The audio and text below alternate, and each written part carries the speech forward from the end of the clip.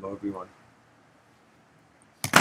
Hopefully, my voice is loud and clear. I wanted to speak about a topic that is very important, and it is, I would say, one of the biggest obstacle courses or barriers for our species.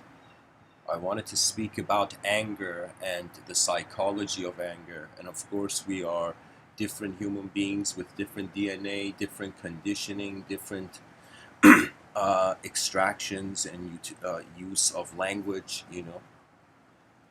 And so human beings are very different. Even though we're part of the same species, we are organisms, we are existential, we also have experiential dimensions. But everybody is different on some level. What that means is there could be an event taking place and two people will perceive two different events, even though it's the same event. The implication, the value, the sense of push, the sense of pull in the moment, you know? Now, this episode is inspired out of a personal disturbance, I would say. Recently, I got angry. And believe it, it's a rare occurrence. It's not a. But I got angry and I could not control it. I could not wield my anger, you know? And I would say I pretty much, like when I came back from that experience, from that incident where I was angry, I can tell you it became the biggest mystery, as if one thing these talks better do is add something to our understanding of anger. Now, I can tell you that my anger was, I realized, not from the outside scenario where I was arguing with someone. The anger was because how I felt as the argument took animate form. That means when someone feels less in front of themselves, it's a justification to get violent. Imagine as if like it's excuse me, it's a justification to get angry. So imagine you're with your girlfriend and something happens, you get angry instantly. If your girlfriend gets upset or something outside from the outer realms disturbs your girlfriend or something. So there is this anger, right? Now I find that anger is also with self, that when the sense of self gets pushed to a point where there's archetypal unfamiliarity, think of it this way, how many schools of thought have we heard that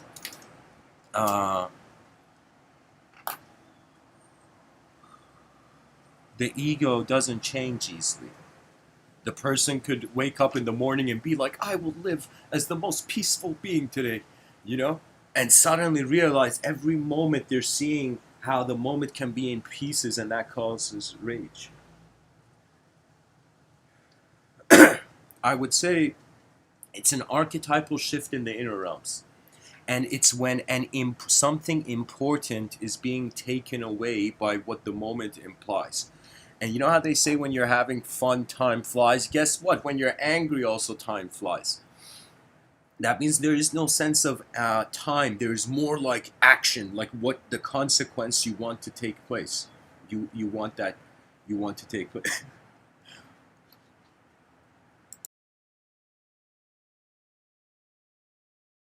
What really upset me about my own angry, uh, the resurfacing of my own anger was that it wasn't the most efficient strategy to the moment.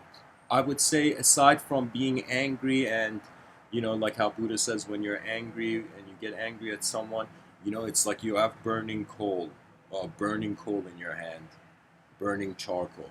So it's as if like you gotta, when you get angry and you get angry at someone, you're throwing the burning charcoal on them, but you're also burning your own hands. I don't know any human being who's been angry and he's like, yeah, this works out karmically better.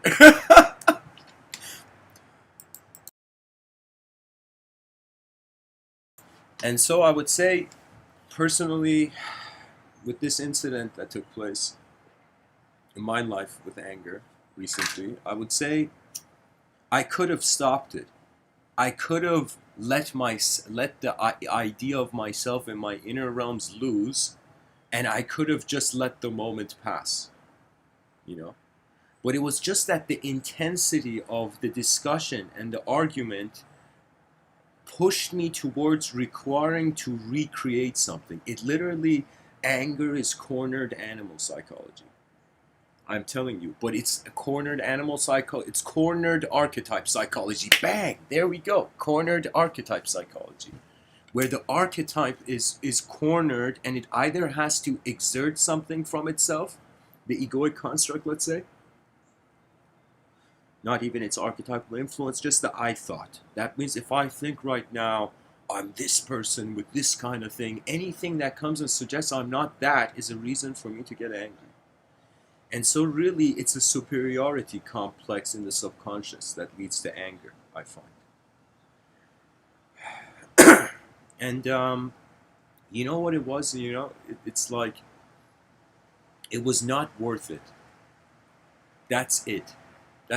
I can tell you that's my ultimate conclusion of anger. It may feel like you're releasing something or you're releasing judgment and justice on yourself in the moment. But I am telling you, there is something that's not worth it, you know? And so I honestly feel before a person gets angry, there is signs. A person can tell their anger from miles away. Maybe they can get to that point. For example, in one instant, I couldn't. And it's because, there's nothing lacking. It's honestly like somebody taking something from you and you get angry and you want to take it back. But what they have taken is how they have told the story of you.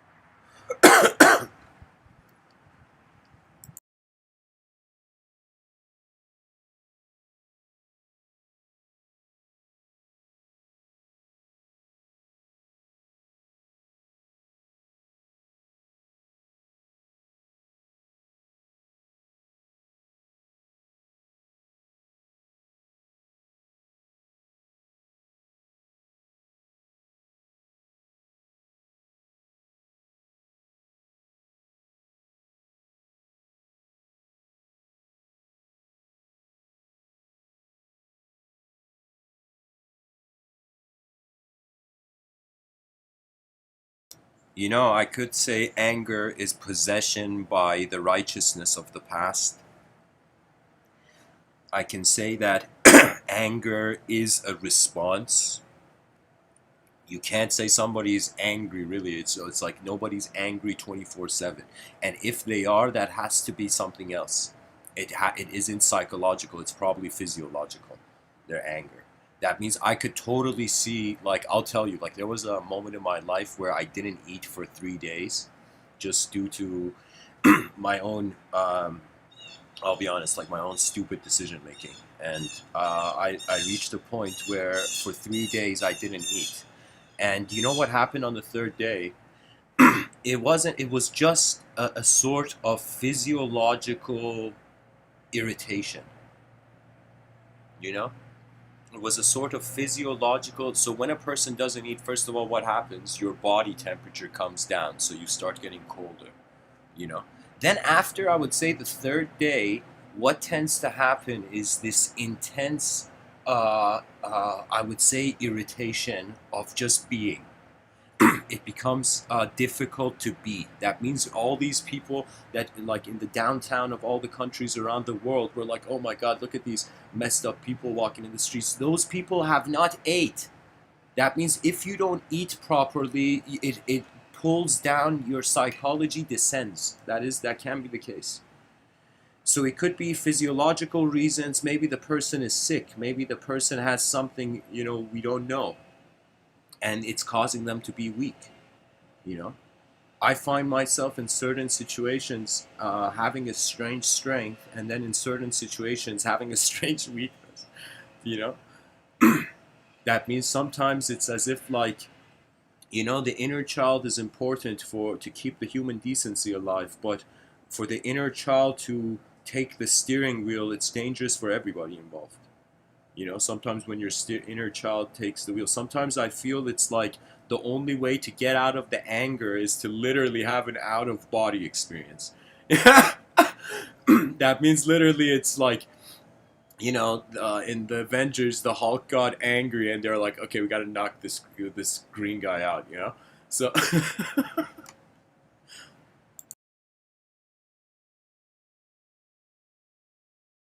and so Hulk is honestly, I believe Marvel Comics is from Stan Lee. Stan Lee made a genius metaphor for anger, the Hulk. That's really what happens. You deform. You deform from the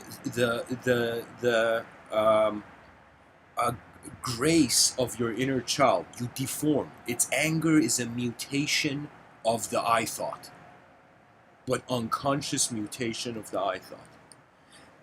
And really, it is the case, you know. And it's not just. I would say there's way more to it. In also in the sense that it's taking something from the world, and at the same time, the world taking something from you.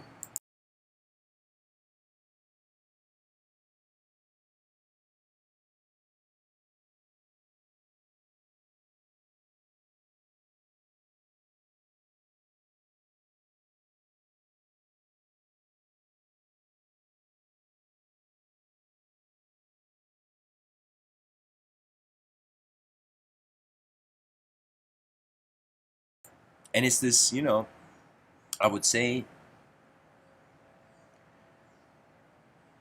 it's a escape. It's an escape from what the person doesn't want. This is why I would say anger is a sign of weakness.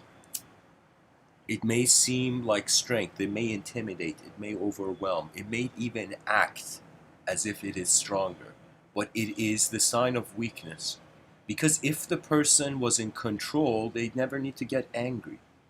And that's what I failed to see in myself in this recent experience where I got angry.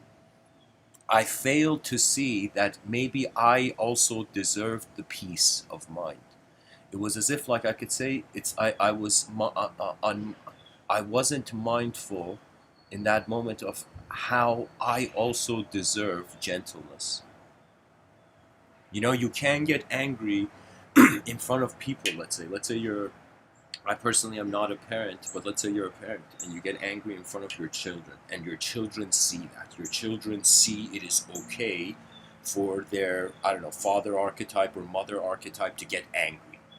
Can you imagine a young kid at a young age just getting like, children are like, uh, even though there's schools of thought that can disagree with this, but children are like tabula rasa. They're a blank slate. They don't have uh, the alphabet of individualism yet. So every human expression gives them a suggestion of what other way can humanhood occur. You know,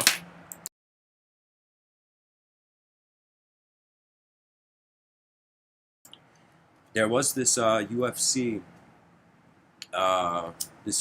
wrestler on the excuse me, not wrestler, UFC, this UFC fighter uh, on the Joe Rogan podcast. And this UFC fighter was a guy who, at a young age, he was bullied. He was bullied by a kid older than him. Now he becomes, you know, life goes forth and he becomes a UFC fighter, some famous person, and he's going back to town. And as he's going back to his hometown, he suddenly sees there's a homeless man asking, knocking on the window. He opens the window and he sees it was the person who bullied him when he was young. You know, it was the bully literally had become a homeless guy, and this kid who was bullied became a UFC fighter. And this UFC fighter, instead of like taking revenge, just helps this guy and leaves, pretty much. Helps the bully and just leaves. And it was one of those things where the UFC fighter was saying to Joe Rogan, that kid That kid who was bullying him, eventually, I don't know, the UFC fighter's dad took the kid to the kid's house or something. Like, anyways, what happened is they realized that kid who was beating the shit out of the other kids, the parents were beating the shit out of that kid. That kid had literally no proper communication at home. That means, I'll give you an example. Imagine you have a young kid and your kid wakes up, ready to go to work, and you're like, the kid's like, I'm going to school, and you're like, get the fuck out of here. Just imagine, entertain me for a moment. Imagine you just insult your kid and you tell him, get the fuck out of here, right? Now that kid goes to school, right? And imagine the teacher comes up to that kid and it's like, hey, why are you making noise? And the kid just automatically looks at the teacher and, excuse me, what says, get the fuck out of here, And so what it is literally a way of communication being passed down. And I am telling you, so much of our teachers are the actual world where behavior is extracted from. Like a transformer seeing a better car and transforming to it. Literally, we see behaviors and we transform into them, whether we know it or not, because they change the core, the principal universal philosophy of the being. And it could also be that the justification for anger is the ignorance of self-immortality. When the person thinks nothing can happen to them, they give a justification where they could be a juggernaut, literally bully everybody around. Like you see this Hulk here. Imagine this Hulk running, right? Now imagine like a gianter version of Hulk's older brother somehow, comes and really bigger, like 10 times bigger than the Hulk, grabs the Hulk and pulls down the Hulk, eventually to a point where Hulk can't do anything. Imagine a giant Hulk came and held the actual Hulk in its hand, right? And that Hulk couldn't move. When that Hulk can't move, you stop being angry. When you feel the outcome can't be attained, you stop.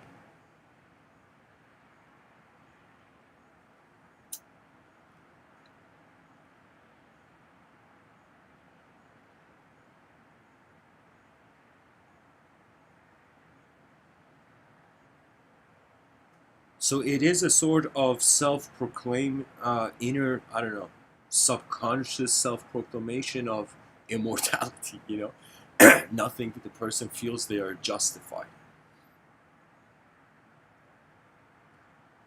And I will tell you, the worst part about anger is the feeling it leaves behind.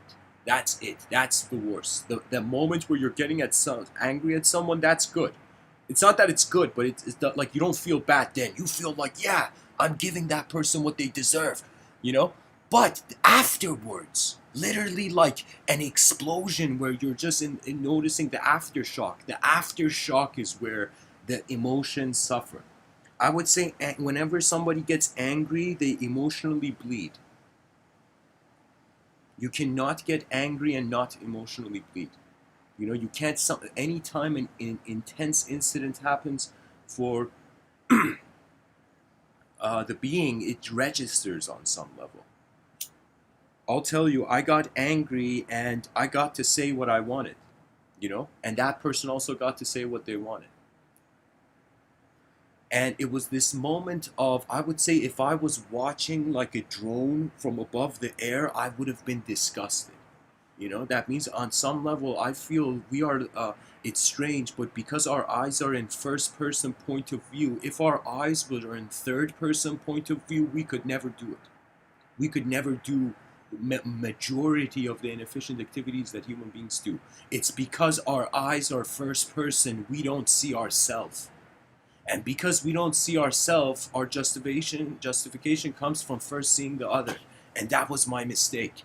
My mistake in that moment of getting angry was that I failed to see myself, like from a third person view.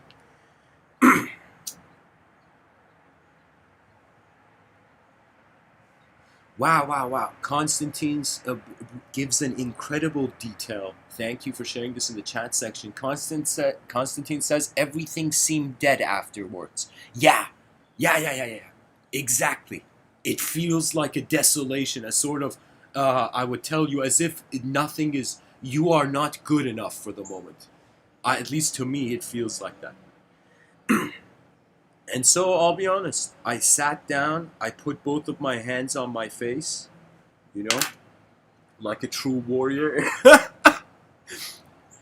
And I just basked in my inefficiency.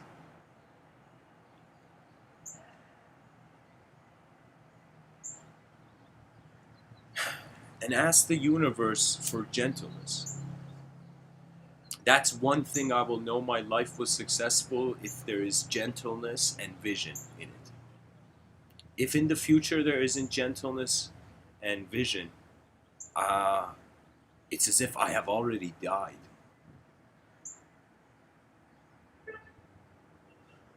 Because what really the species needs, it's weird. It's as if the world is here to serve us and we are here to serve the world. Now, because of the selfish, everybody's selling fish. Everybody is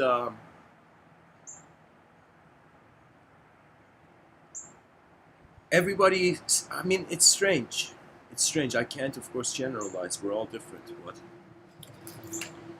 I feel that it's like every time I get angry, I miss out on, I don't deserve, or let me say it differently. Anger kicks you out of the game of life. On whatever level. It doesn't matter if you get angry at an animal, you get angry, I don't know, a cup of tea fell somewhere, you know?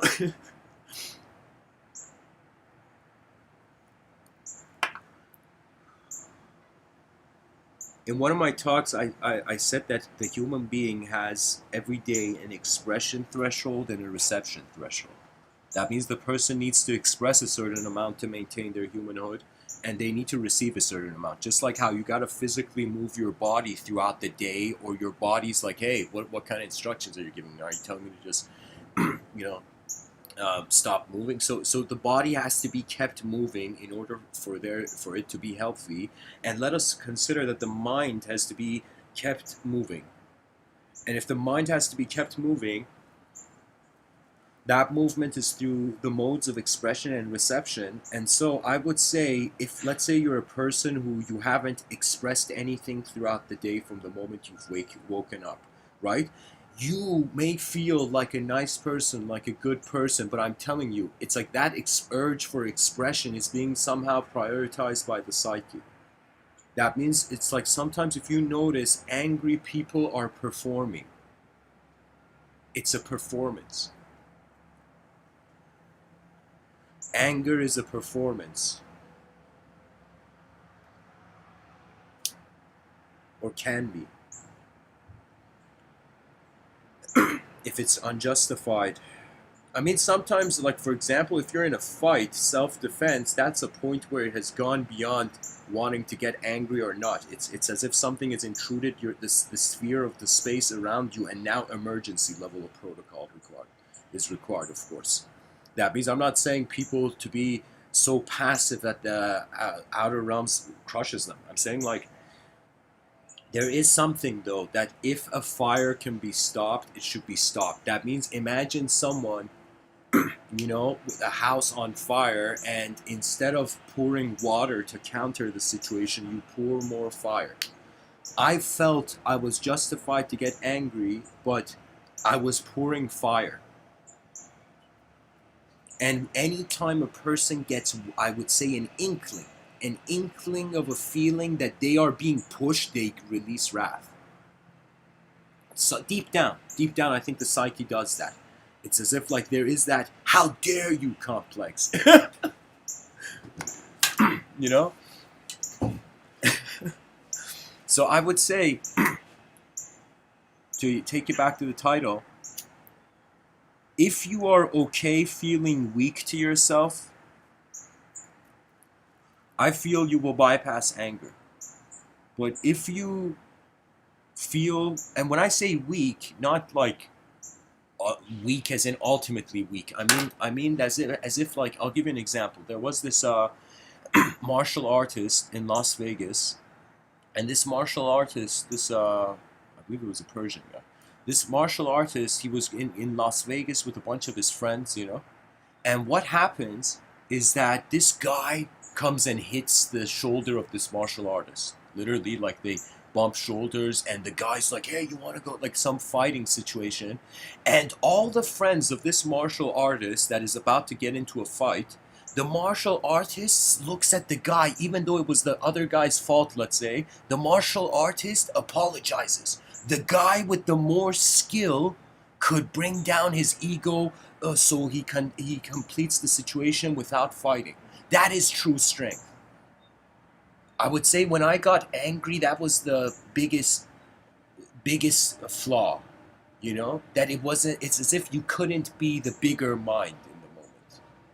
That means anytime you become angry, you may be the bigger body, the bigger intimidation in the moment, but you are the inferior mind.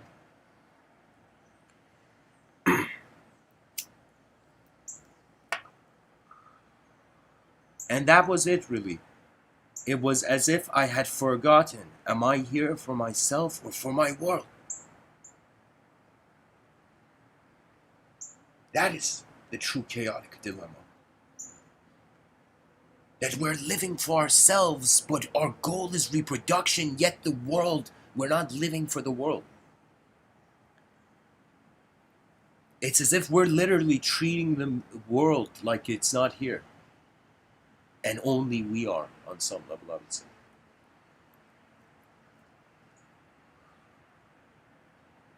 I've had the strength sometimes. I don't know why this time I didn't. But usually I have... Let me tell you this. It's not okay, let's say, to get angry at others unless it's like, let's say you're a manager in a company. Sometimes in those situations, or like it's different when it's in a game setting. But because the rules have to be followed or everyone fails. But I would say in a situation where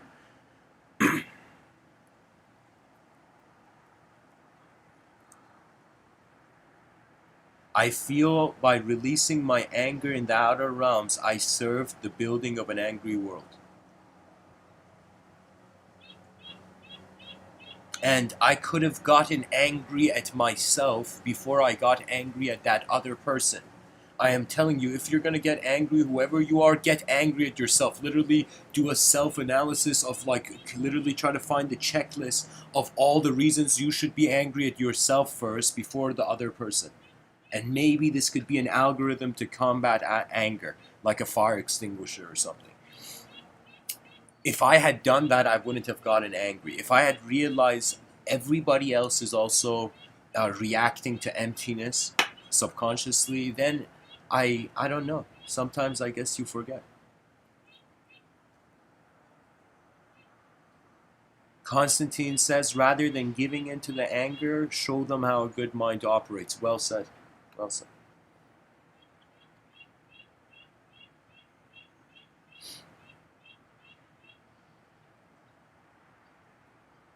It's not worth it.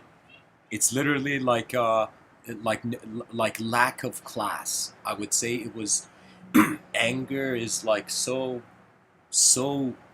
meaningless when we have minds.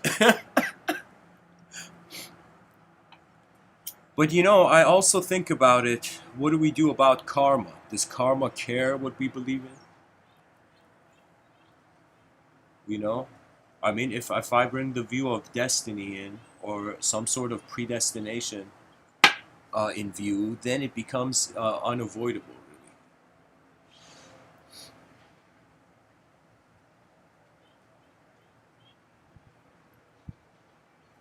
And you know, like you see this, I don't know who drew this picture, by the way. Whoever finds the artist, I find these pictures from a random wallpaper site. Whoever knows who the artists are, please give a shout out so I can credit them. But really, in this picture, that's Wolverine, by the way, from X-Men. That's Wolverine, and that's Hulk. So Hulk is freaking out. Wolverine is chilling, smoking a Cuban cigar. And I feel Wolverine is either calm because he knows he's gonna stop the Hulk. I think maybe that's why he's calm, or maybe he's just not scared. Wolverine technically has immortal psychology. I wouldn't say he's immortal, but because of his regeneration, he has like the psychology of an immortal at least. So that means complete. Uh, that means the more immortal you are, the less you fear, the less you get intimidated. The more battles you have been, the less you freak out in battle.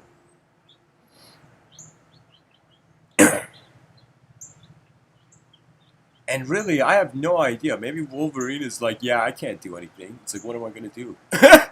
Wolverine is like, this is a giant green creature running around in the streets, And what's he's going to punch the Hulk in the face? Like, what's. He's going to kill the Hulk? Like, he's going to. Like, he can't do anything.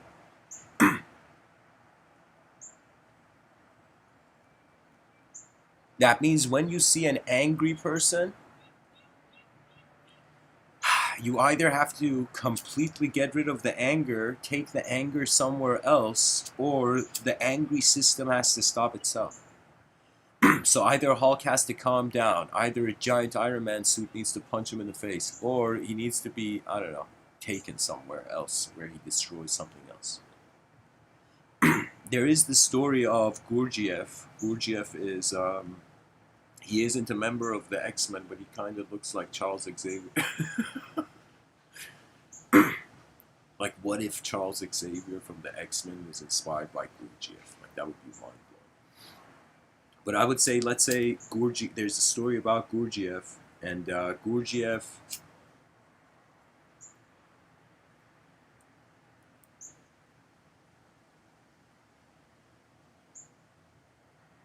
At the age of 3, his father is on the deathbed.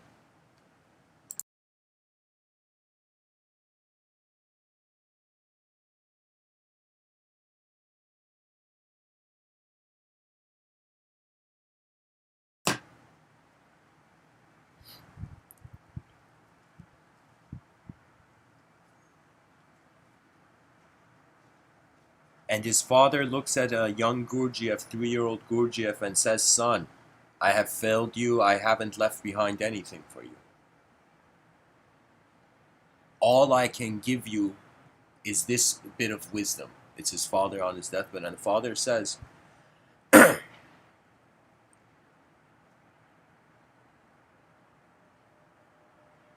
says, anytime you get angry at someone, take a whole day off, then respond to them. Literally wait one whole day and then respond to him. And Gurdjieff listens to this advice throughout his life. Whenever he gets angry at someone, he postpones his response for a day. Let's say you get angry at someone, or even let's say, for example, let's say you're at your work. You're at your workplace and there's a conflict and there's anger. Somebody says something to you your boss says something to you very angry, very rude or something. Whatever.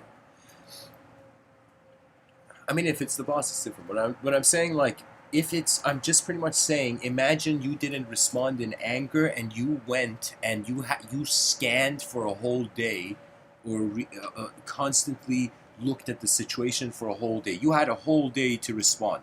You wouldn't get angry. Sometimes I feel also anger is because the person hasn't seen a way out of a situation. Again, the cornered archetype psychology. You know? So that was the wisdom from Gurdjieff. But really, that's our greatest ability as human beings, to combat anger, to put our states where the body doesn't listen to the mind's instruction instantly. So let's give an example. Let's say there's domestic violence. And this is, I'll tell you, I lived in the Yonge and Finch area in Toronto for some time. And I had this apartment, and there was the neighbor above, there would be shouts and screams as if like fighting. It was like there was this angry human being, as if like some poor girl in this world had made a wrong choice of marrying an angry person, for example, by nature angry. And so this person, the guy was speaking in Farsi, so I could understand, like I could hear some of the words, and I knew that I will tell you something about immigrant psychology, that there is a fear of change too quick. But anyways,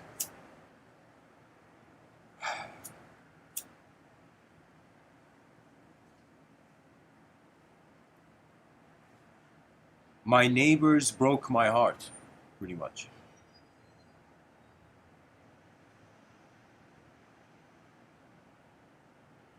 And I thought about this problem. I thought about there's one person like this, but how many relationships? And the relationships could be other way as well. That means it doesn't matter what relationship you're in. It's like when there's violence, there's violence. Violence can come from anything, whether from a young child or an old person. Violence can arise from any. It's pretty much violence is the misuse of the human being.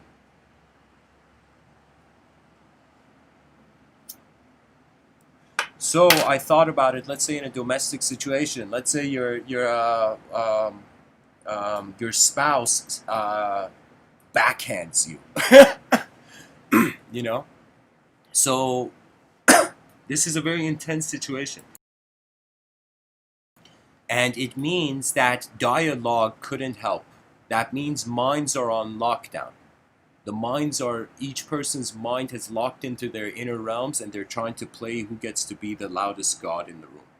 You know, I would say that's the domestic violence starts from this, where there is a point where the two minds stop communicating as minds, they start communicating as bodies.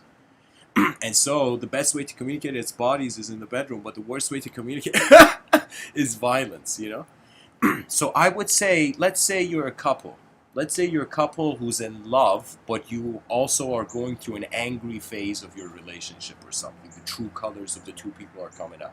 Okay? And let's create this situation where in this couple, let's say couple relationship, one member of the couple gets angry and hits the other, then the other member of the couple gets angry and hits the other, and the other doesn't do anything. So let's say both members are equally getting abused, and they don't do anything about it. That means imagine two couples who each are hitting each other, but they are not they're in turn, so they're technically both equally being abused. That's the whole point of this hypothetical situation. This idea I'm trying to give. Now, so what would the solution be? I would say instant, again, fire extinguisher algorithm to domestic violence. Immediately, the couple has to lie down on their back on the ground and look at the ceiling and finish the conversation by both hands stretched. Like imagine you're making a snow angel on your rug. On the carpet of your floor, Imagine, so anywhere, it doesn't matter. Let's say if the couple is fighting in the kitchen, instantly both of them lie down and put their backs on the kitchen. Let's say the kids come and it's like, what are the parents doing? But you see that, I'm telling you, when you lie down, there's something about gravity. It's very hard to get angry. This is why when somebody's lied down on the bed and they get angry, they get up and they get angry. You can't lie down and get angry. You automatically need to lift yourself. So if the couple, when they reach an angry point of the conversation where they feel violence can happen, immediately both couples should agree and one of them should lie down on the back. And the first out of the couple who lies down on the back, that's the couple where fear is entering the psyche. So in that way, they finish the conversation by looking at the ceiling, and I will tell you, you get to see the person's mind. When there's a punching bag in front of you, you punch when you get angry. But when the ceiling is the punching bag, you can't punch the ceiling, so you just actually finish the rest of the conversation as a mind. So I would say lying down on the ground is a way to get rid of anger. Sometimes you have to wait it out. It's literally a dissonance. It's literally like you're a pilot, you're piloting throughout the day and there's turbulence. And you just have to go through it. You just have to be patient,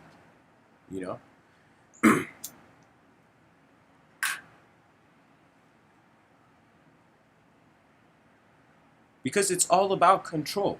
The reason there's war is because there isn't collective foresight and there's no control. For example, me personally, and this issue of control is very serious.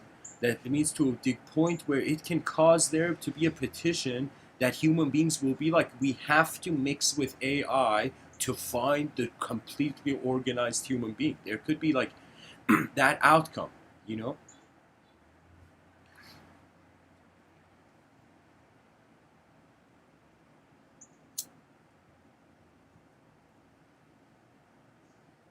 It's as if I will tell you, the stronger person, when it's a linguistic battle, when it's a battle of subjects, not objects, the subject that is stops touching the moment first wins. So that means, let's say two people are in a moment, and I don't want to say not touching the moment means you don't care. I'm not saying everybody tries to be cool and cares less in a relationship. You know, it's like I will tell you, so much of a relationship should transform in just the comfort of human beings. That means I don't think people realize it, that there is this notion, but every human being is new. Every human being is a human being never before seen on this planet.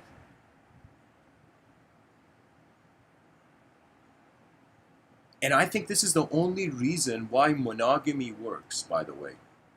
In this current modern climate, there's various views on life, but I will say the reason monogamy works because it takes a lifetime to get to know someone. A lifetime.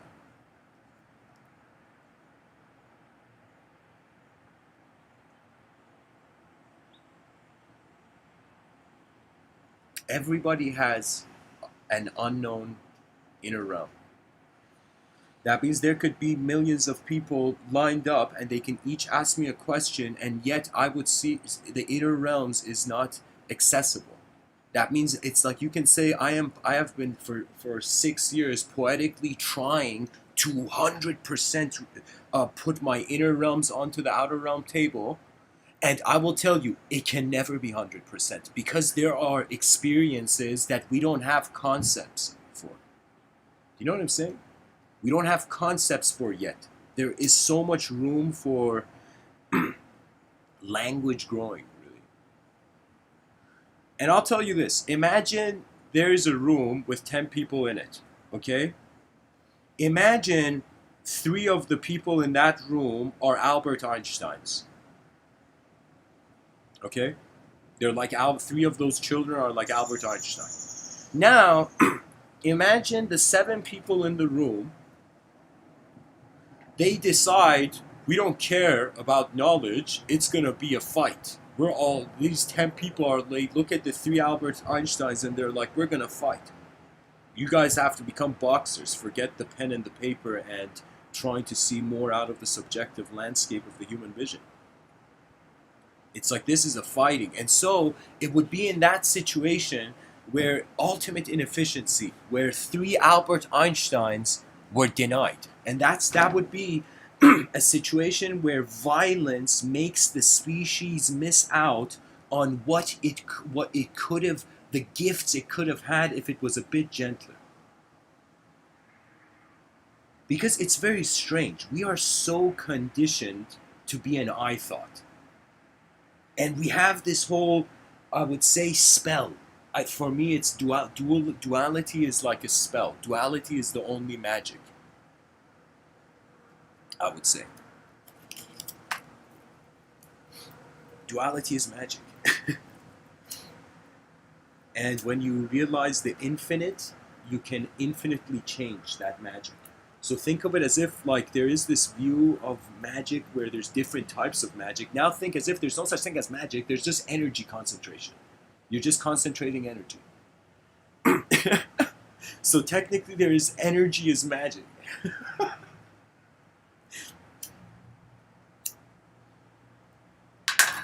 And how that energy is used becomes the type of magic. Let's say on an elemental level, anger is you using the periodic table to be intense. It's an intense usage of the periodic table that you're being.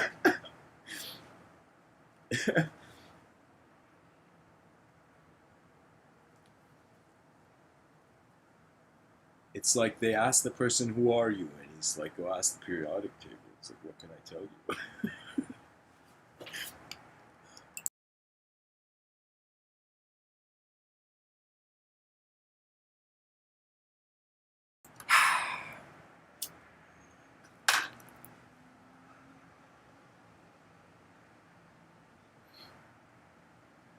I would say anger and rage are different. Rage has the context of justice and truth behind it. Anger doesn't. Anger is a mutation, guys. I will say, as when the state of mind doesn't get angry, it's as if you don't get possessed by a life that is not here right now. You know, you know. Imagine it's like an exorcism movie, you know, and the exorcism unit comes and they're like, okay, what's going on, you know, and the person's like, there's a guy who's possessed, you know, and they're like, oh my god, possessed by what? And the person's like, possessed by the past, and then the whole exorcism unit is like, what the fuck? Possessed by his past? That means this person is not being influenced by some other dimension. This person just couldn't get over something that happened to them in the past. So that has to be released now. It's as if like you get pushed when you're young and years later, you know, somebody comes and says, "Hey," you know, wants to shake your hand and you just push them. It's like, "Why is this person pushing everybody away?" It's because they were pushed away and they felt that was a defeat. Sometimes, if you don't attempt to see your more efficient self, you have already been defeated.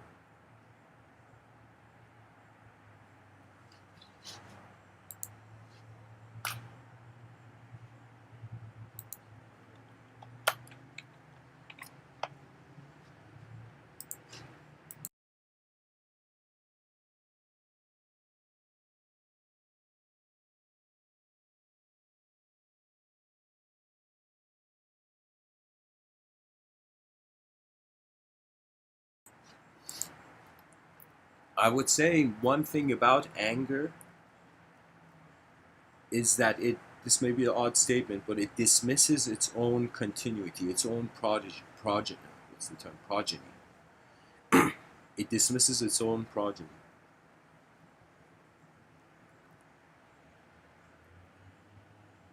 It dismisses its access to what it actually overall wants. That means we should treat anger like a box on the head of the person. Yeah, that means you should either take off the box or you should just get out of the room or you should in some imagine somebody with a box holding a stick and just spinning around in a room with a box on their head. It's like, what can you do? You know, you either take off the box, you tell them there's a box on their head, they take it off themselves, or the person just realizes there's a box on their head, they take it off, or you wait until you leave the room and wait until you don't engage, you don't throw firewood into the fire. That's what I did as an error, honestly, to this recent incident. That was my biggest error, really. That I got a sign that I could have ended the moment, but because I wanted to fill the void of that moment with my own self-glorified image, I poured firewood into the fire. I'm telling you, don't fight fire with fire or you will create a world only for fire. We have to balance the elements.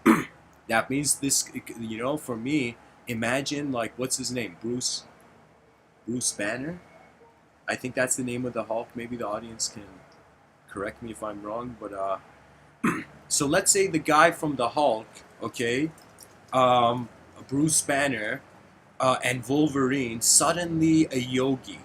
A yogi, they meet this yogi, and Bruce Banner and Wolverine, they've sat in front of this enlightened guru from India. okay, on this mystical mountain in India, let's say. And so the Hulk is sitting there, and Wolverine is there, and they're both looking at the Guru, and they're like, "Hey, enlightened Guru, we both have messed up karmas.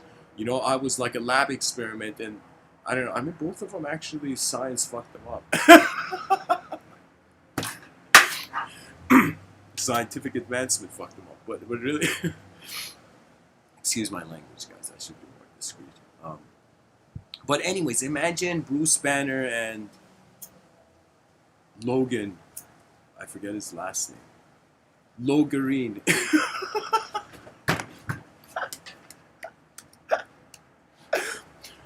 I forget his last name. I forget Wolverine's last name. Logan W. Okay. Logan W. Okay, whatever. Wolverine, Hulk, you know, in their human form, they're in front of this yogi. They're like, "Yogi, what's up with our karma?" The yogi looks at Hulk and it's like, "Buddy, you just go unconscious and you create endless karma. Like, how many cities have you destroyed? You know, it's like, for how many people have you ruined the color screen and brought terror in their eyes? You know, excuse me, ruined the color green and brought terror into their eyes."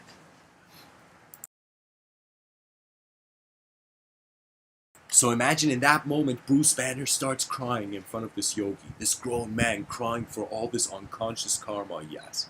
And imagine Wolverine suddenly asks, like, "What about my karma, bub?" And the yogi looks at Wolverine and says, I mean, what can you really say to Wolverine? You gotta tame the animal. That would be the advice to both of these people. They have to tame the animal within. Literally. They have to tame the animal within. And the only way they can tame the animal within is if they don't glorify the animal they may become. If you see some sort of efficiency, if you assume efficiency for anger, then it makes sense to be angry all the time. And I would say hatred can also lead to anger. Ooh.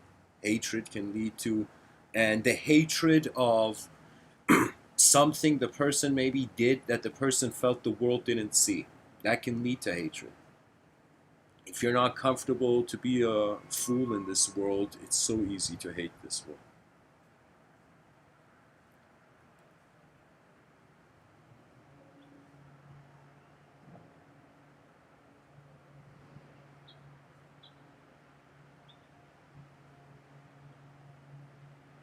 In certain New Age circles, they entertain the idea that there's a grid to the planet. This sort of grid of intelligence.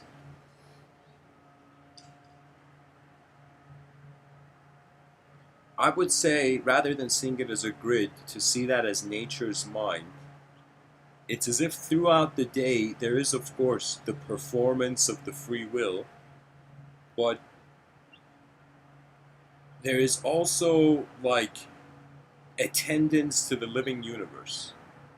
That means I feel our purpose as creatures was more just physical movement. Now it has become mind's movement. So mind's movement is really relationship. I would say all of knowledge is a relationship.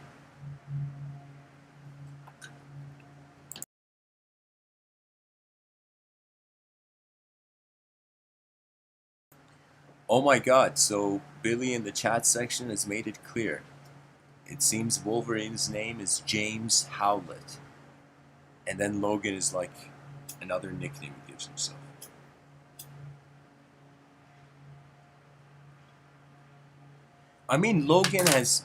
Wolverine is different than Bruce Banner. Bruce Banner has the psychology of one human lifetime.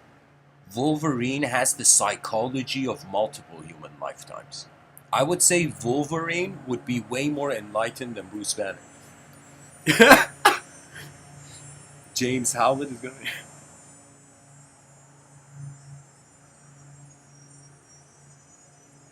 And plus, let's glorify, let's say we as human beings were like, yeah, animalistic violence, like the uber soldier or like the ultimate violent archetype of power is like cool. Let's say we assume that's cool. It's like, for how long can animals bite each other's legs? For how long? That's it. That's the thing. There is nothing righteous. Like, pretty much people are like, the government agencies pretty much like, we can't like relate to this Hulk. This Hulk is destroying the streets. If we say the Hulk is working for the Oh my god. Oh, honestly, guys, I need to see the Avengers movies again.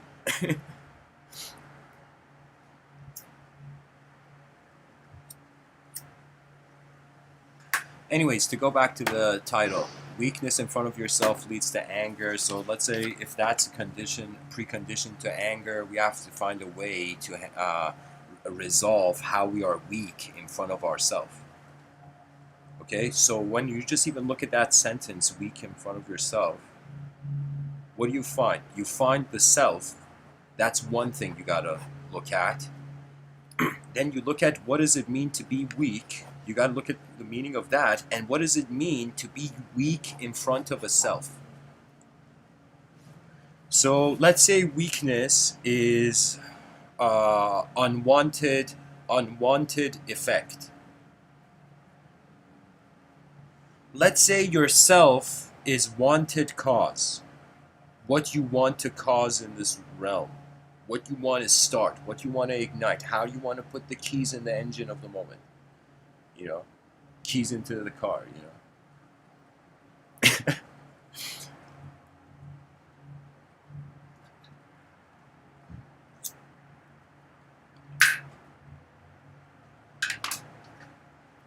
Imagine this person says, goes to this guru and he's like, "Where's my car keys?" And the guru's like, "They are within." And the person's like, "What do you mean?" "They are within your pocket."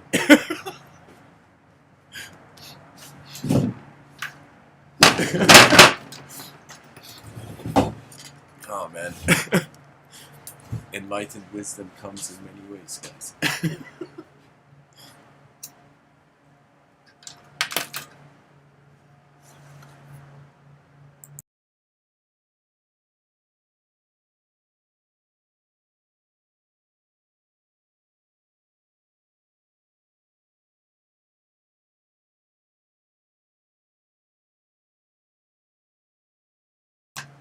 I would say to be weak in front of yourself is to be a character you feel you deep down don't deserve to be. To be weak in front of yourself, it's storytelling. It's the storytelling that justifies the character. So as long as we feel we're a character in a story, we will get angry.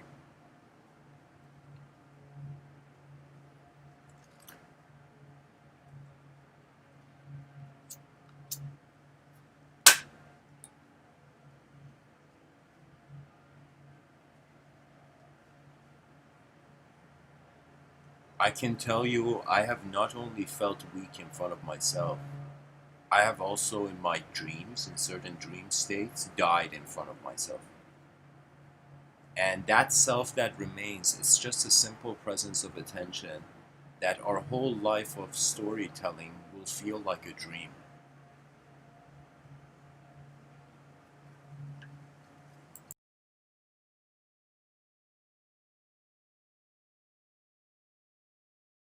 So let's go back to the metaphor. Imagine the guru says the keys are within your pocket. The key is within your pocket. And the person's like, "What do you mean? How do I go within?" And the person's like, "Only you can put your hands in your pocket and find the key." So that's the whole point. This is where the inner realm exploration comes. It's literally like, imagine there was a teacher, and this teacher looked at the students and said, "Hey students, this is the point where the teacher can't teach you anything and your eyes are left for your own uh, uh, exploration and advancement." That means it's like, I will tell you, if I was waiting for the outer realms to move me, I would be waiting from the beginning of time. That means there is something that when you have the energy to do something, you most likely should do something. Think of it this way, that every day is like a sort of bell curve, and the peak of the bell curve is where we have full energy for full activity. Now, if the person, from the moment they get to that bell curve of the energy throughout the day, the person doesn't utilize that, it's as if, what's the point of having energy if you want to do nothing?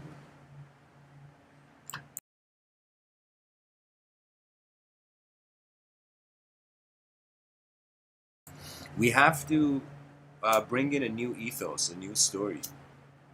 And the story, I find there's no better story to tell the human being than, hey, you're here once, build an advanced civilization, at least just to see what it would be like.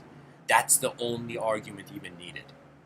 That means, imagine there was a very advanced version of you right now, and do you know what I mean? Imagine there was a very advanced version of you, and you realize you are on this walk of a lifetime once.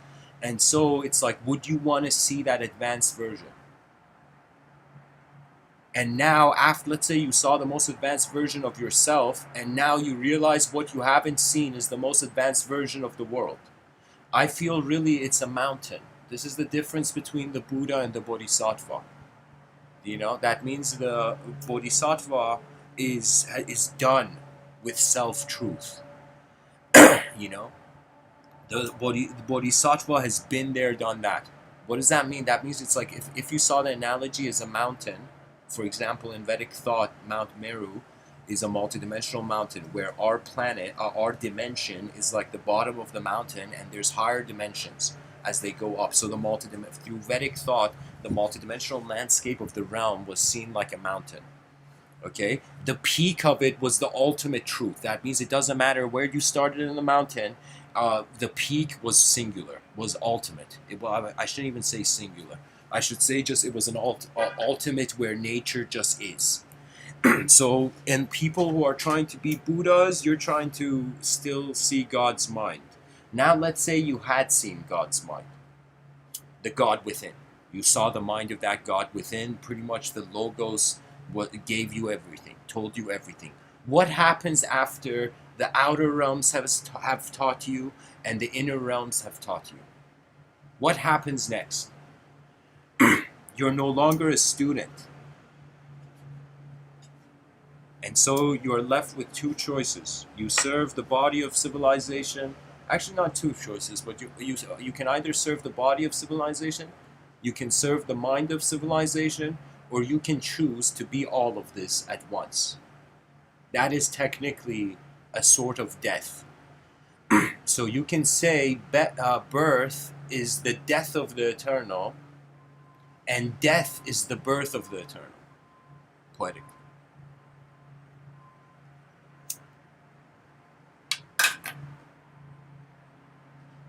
Wow, those statements have such a unique geometry.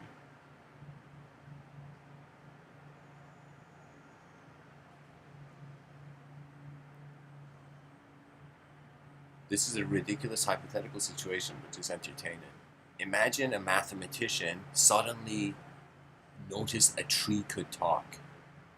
And the mathematician, looks at the tree and it's like, "Tree, do you believe in geometry?" And the tree looks at the mathematicians and says, "Buddy, geometry."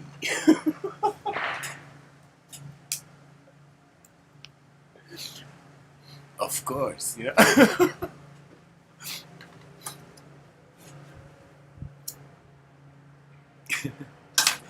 Oh, man.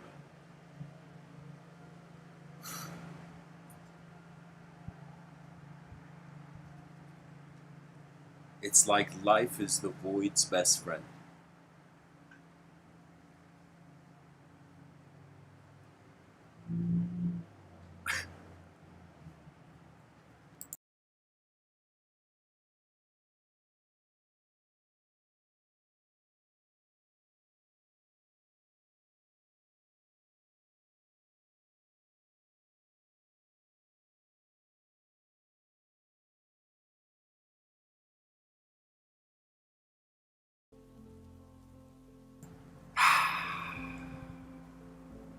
alive now.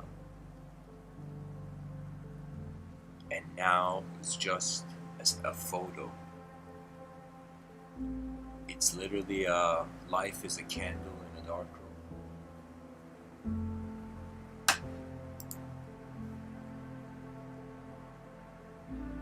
I would say anger is ripped shoes. If you don't need to wear it, you don't need to wear it.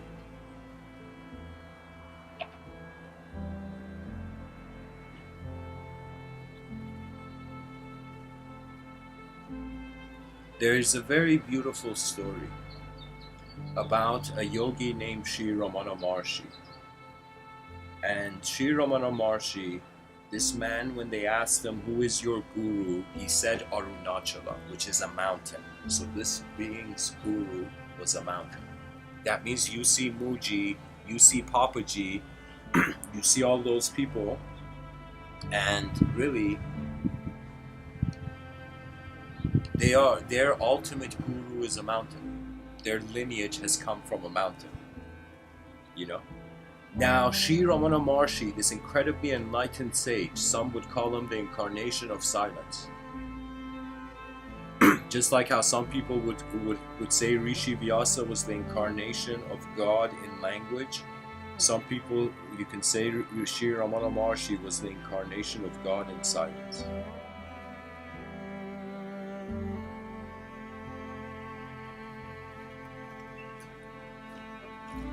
So the story goes that Sri Ramana Maharshi, it's a very beautiful day and it's a hot day, and Sri Ramana Maharshi decides to walk alone. He's usually escorted by his disciples.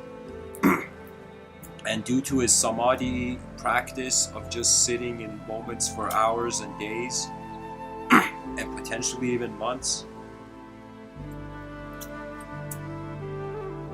and more, Sri Ramana Maharshi decides to go alone, and he's this man, very simple, peaceful man, walking, silent person, liberated person, and he has this cane, and he's walking, and he goes to the sea. He sees there's this tree, and this tree doesn't have any leaves on it, right?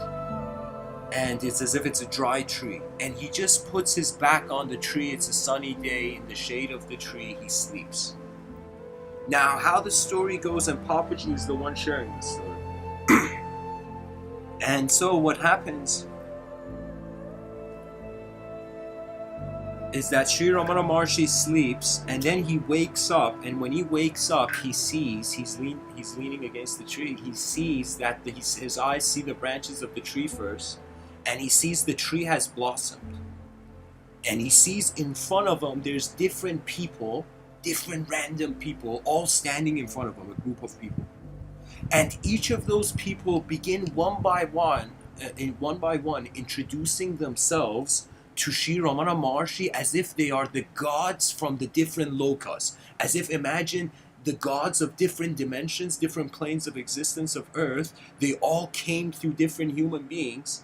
I may be animating this a bit too much, but this is, in some sense, it felt this way to me, at least the story.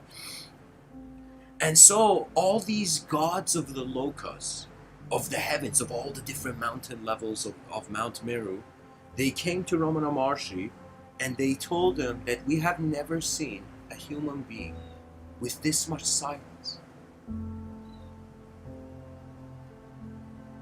And it's as if it was a relief, as if we are the ignorance of man is that we have accepted the noise.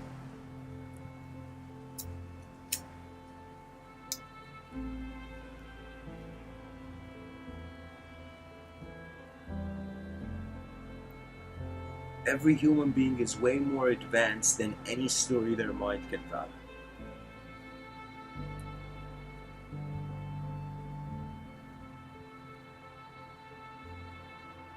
That means the moment attention realizes it is not person, it is not limited to personhood, and there comes a spatial relationship with your own mind. So I will tell you that, check it out. People who identify with language, the truth has to be in language for them. People who realize the truth is not in language, they no language bothers them. That means truth can be said to be anything. It doesn't matter. Words are tip of the iceberg.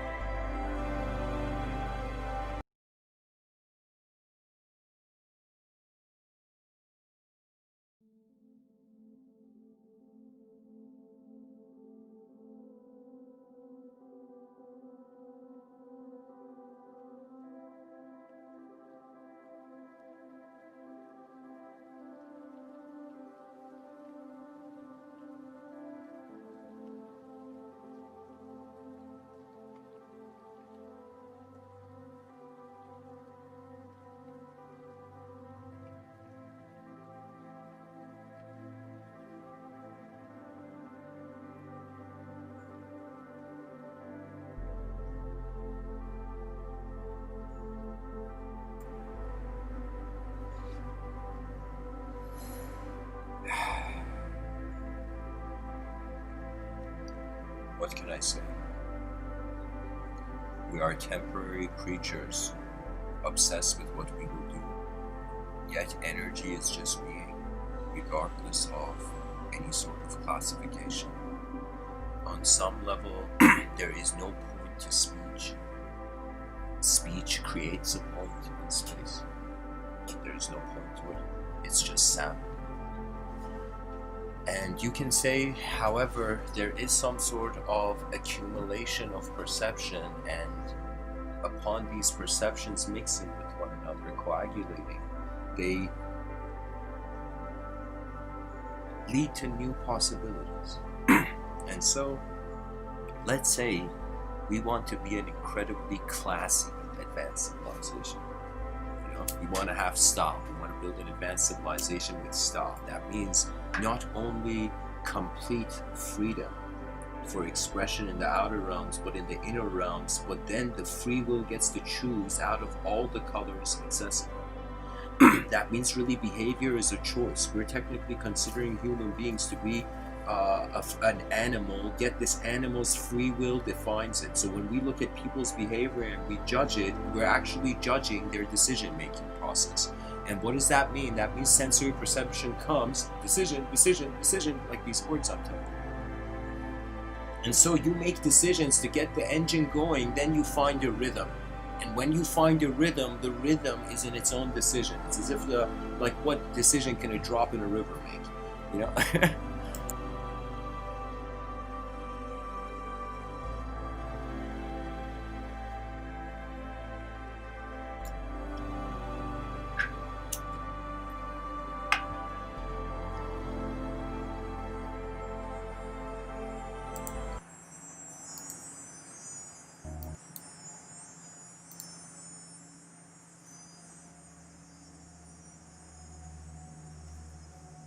Let's say that you experienced your weakest self.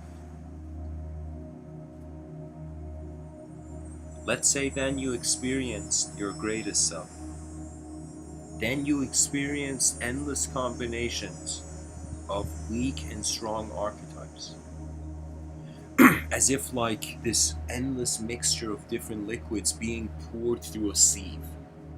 That means all the sensory, imagine like your sensory perception were like dams, and these dams were broken, and the moment you were born it was like, all right, world, march into the mind of this creature, and all the world and all everything became accessible. you know.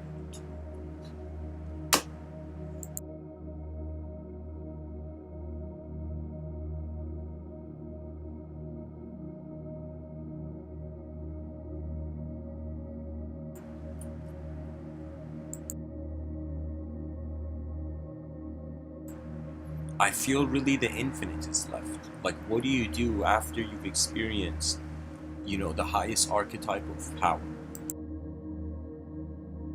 What do you do after you've won in everything? Let's say life is filled with endless games, and let's say you won endlessly in all these games. Endlessly. You know?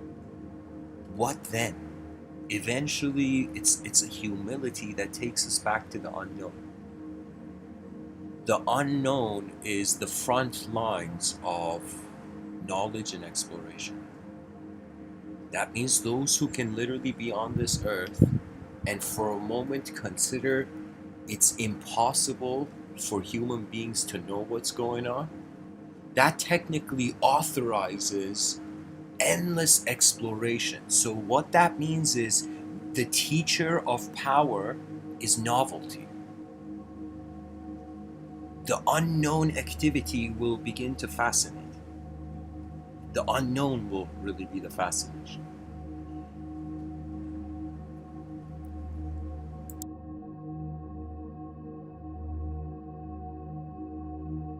Imagine the first person who ever did a backflip in front of human beings. The first human being who ever did a backflip.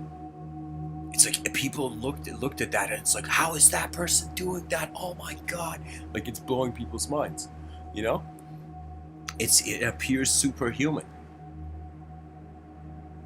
Let's say the first time people see a backflip ever, like they never knew it was possible. So that's the thing. We have to keep staring at the unknown until we find new possibilities, and that's how civilization advances. This level of service to the advanced civilization, because it's not ideological only, it can't be possessive. What that means is it's like the first view of it is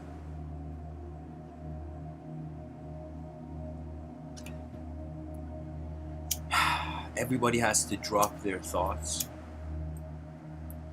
This doesn't mean they don't own their thoughts or whatever. They have to drop being a thought.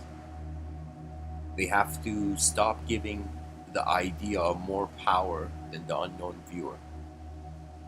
And then every moment has creative potential and it's more accessible. So I will tell you, the less you judge yourself, the more you see out of the world. And it's the same, I could say, the more you judge the world, the less you see out of yourself. That could be the case too.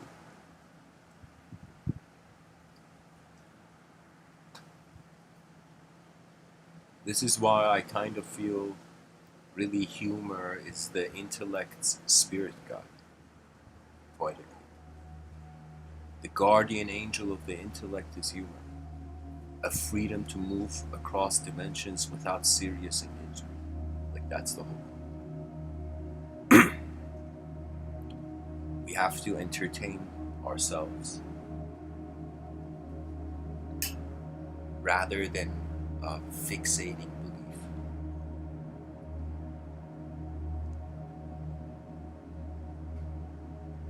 And it's a transformation with language. I think there's no more need for external violence and rebellion or rioting. I feel we have become such level of minds where it has to be an intellectual chess game. It has to be discourse. That means human beings have to negotiate towards an advanced civilization, whatever part of the table you're sitting. And it's just the most common sense. That means if you're a materialist, an advanced civilization is literally the ultimate. It's the ultimate outer realm goal. That means it's like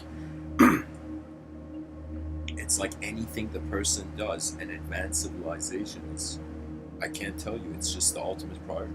It's the one chess move that is an ultimate checkmate.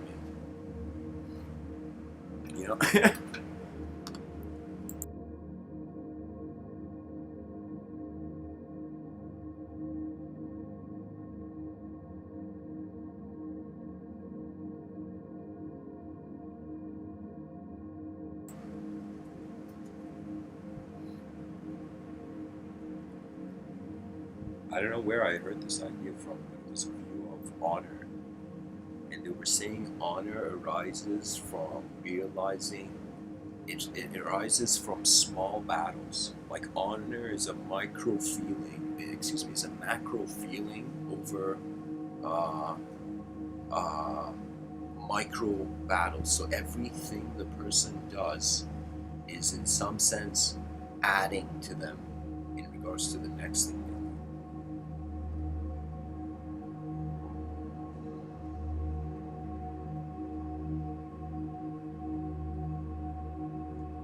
It's like honestly, we're just energy looking at itself and being like, what are you doing? Pretty much what is energy doing?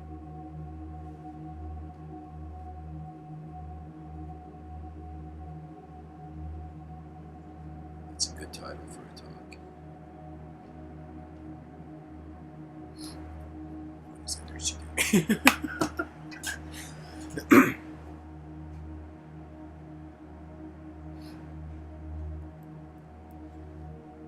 So anyways guys, thanks for listening. Really I feel I've managed to share some solutions towards it. There is also this quote from Sogyal Rinpoche where he says, or Patrol Rinpoche, but in the quote says, unless you conquer anger, your enemies will be inexhaustible. So anger is definitely something that the free will has to, I guess, somehow experientially make a ultimate conclusion. It has to also be something the person takes care of. It's as if think of it this way, that behavior is how you take care of your mind. So if the person is violent, then it's like, there's violence. It's like it's like every action is training the mind, pretty much. Okay, so guys, yeah, I'm pretty preferenceless at this point of the talk. I would say, says poetry. So, sure, we could go into a poetry tunnel. Let's see, I feel Rahmana. I will read from Rahmana. Rahmana is this poetry work I wrote in 2015.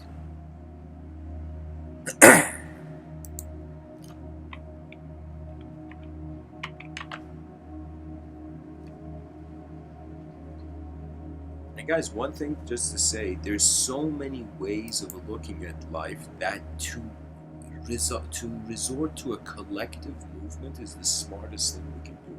To use all our perceptions and then make decisions for the whole species is an incredible thing.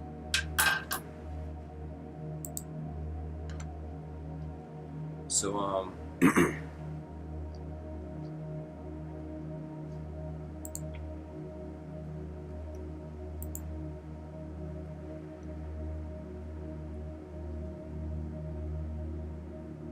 I'm just waiting for the PDF to load, guys.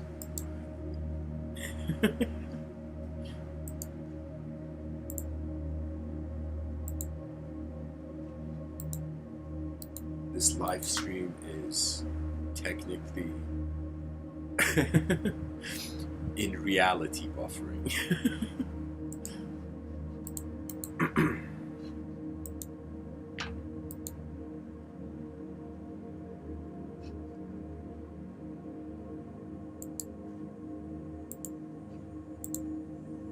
Okay, there we go. So there is 48 poems. So people can choose 1 out of 48. And yeah, so people can choose a number from 1 to 48. You can say this is the audience engagement portion.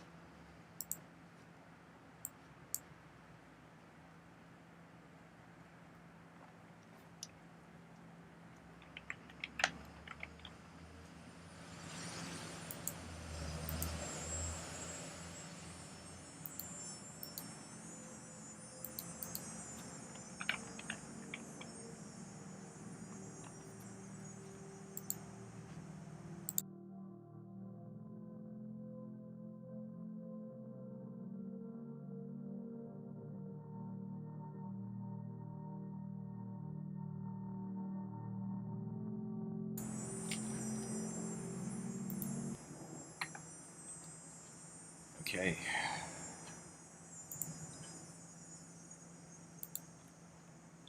So number 22 is called, from the poetry work Rahmana, it's called The Questioner's Quest.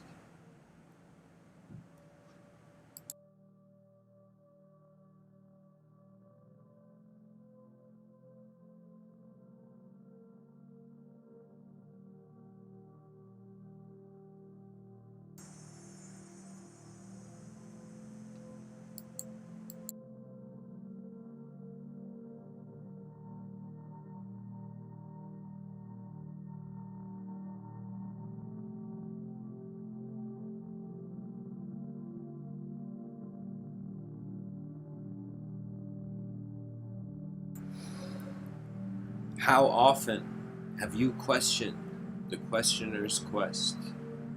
What has made Midas get tired of mythological gold?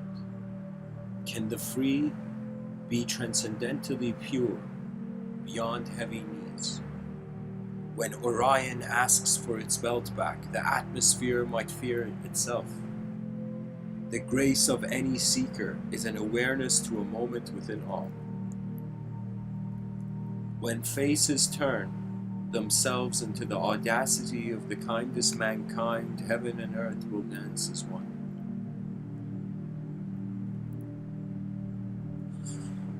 The road may be longer than words with their own agendas, but despair was never a desperate pair. All children must climb beyond the mountains of their own self-conceived thoughts. And that's how the poem ends.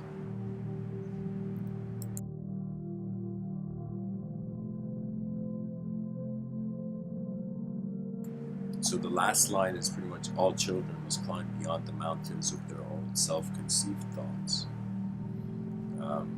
Let's see, number 33. Number 33 is self-emanating truths.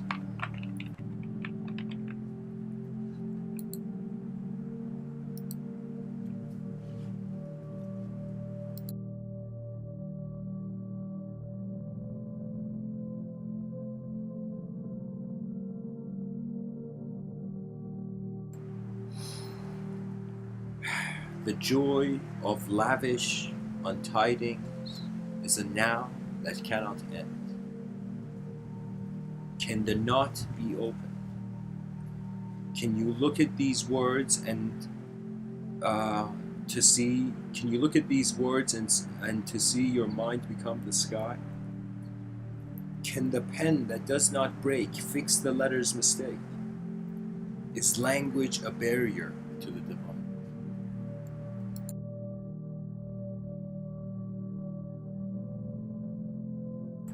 If so, why so? How have heaven and earth walked in the same moment? All divine chess pieces must go back into the box of starlight, where time and space are checkered into their dualistic gameplay. Self-emanating truths suggest how what is within you is also within the universe and the moment it is. And that's how it ends. Self-emanating truths suggest how what is within you is also within the universe and the moment it is.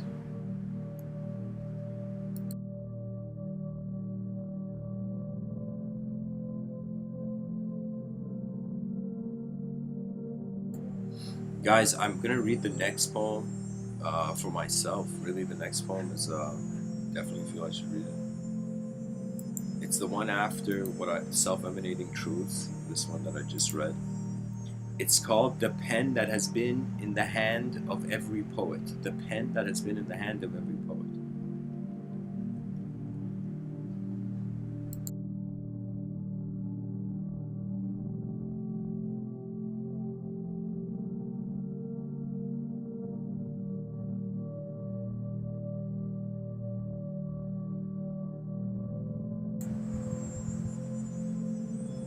Has the title of an empty page astonished you? Does it seem that selflessness is through sincerity the greatest technology? What has made space dance with time? The pen that has been in the hand of every poet is one moment. Are secrets given away freely, or is there an exchange beyond the words of the mind? Do not be worried about the extra commas, for from a vertical world, the horizon of all heavenly view can be found to be the spark of the moment's sacred touch. All poetry is divine movement in one moment. Do not doubt that the doubter is fearless behind unnecessary fear. Keep the heart of mankind clean and clear, for in purity and absolute piety the world is unborn as one. How does the heart beat for you? Are tired limbs ready to fly beyond the ignorance of the scars of sacrifice? Perhaps this page is giving the mind of existence a chance to sing as an unhidden melody. Some human beings are called by the moon to write many lines of poetry for the sun. If you are one of them, do not forget your divine nature. Raw talent is everywhere. May this secret never be kept hidden. You are the moment that the totality of existence has allowed revelation to be finally opened. The love of truth is an open window beyond it.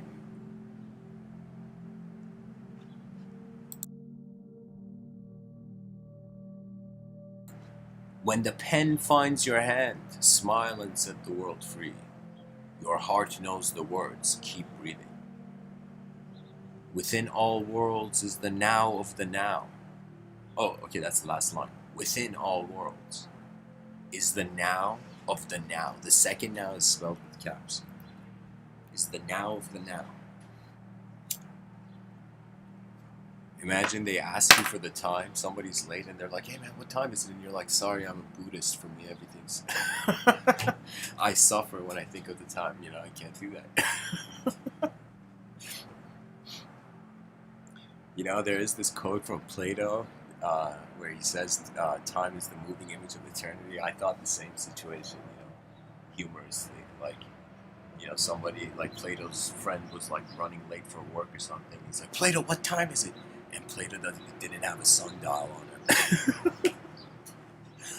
him. And Plato says time is the moving image of eternity. Can you imagine students in classrooms? Why are you late? Time is the moving image of eternity. I can't be late, conceptually. My...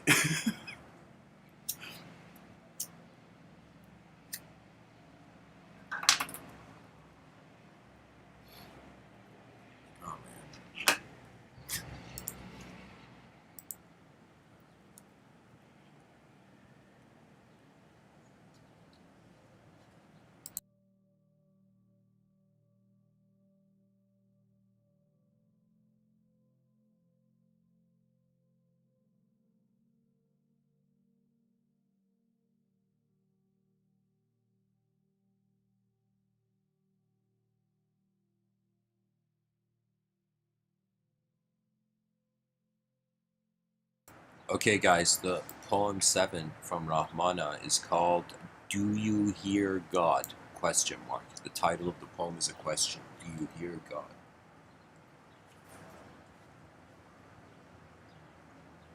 I think, let me find some good music for this.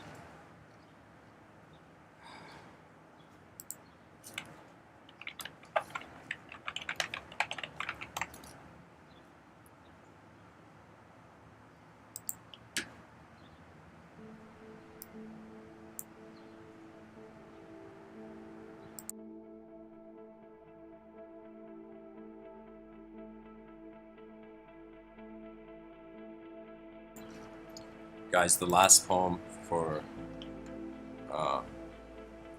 this episode. Number 7, Do You Hear God?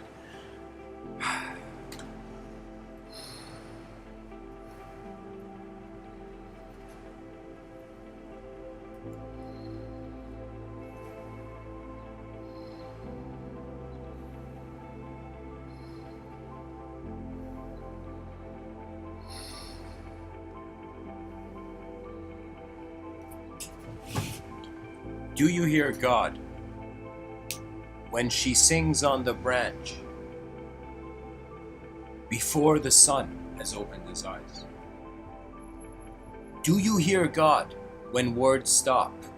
Do you hear God when the water in your body dances with blood? Who has freed the concept from its ridiculous context? Do you hear God when the chair lies down on the ground? Do you hear God when the head of a lion roars from the inside? How does freedom open its wings? Do you hear God when you sleep? Do you hear God when your breath gets ready for cosmic liftoff? How does the road end when it never began? Do you hear God? If not, then the cosmos has already answered its own question.